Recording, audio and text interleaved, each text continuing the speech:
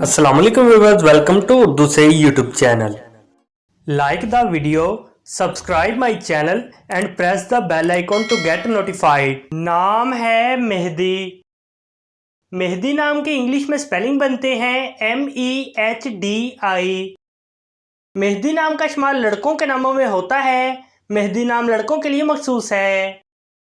मेहदी नाम का मजहब मुस्लिम है।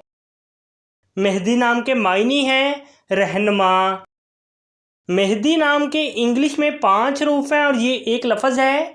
5 वर्ड्स एंड 1 लेटर। मेहदी नाम के उर्दू में 4 हरूफ हैं और ये एक लफ्ज़ है। अपने नाम का मीनिंग जानने के लिए कमेंट बॉक्स में लिखिए। चैनल को सब्सक्राइब कीजिए, वीडियो को लाइक और शेयर कीजिए। Thanks for watching.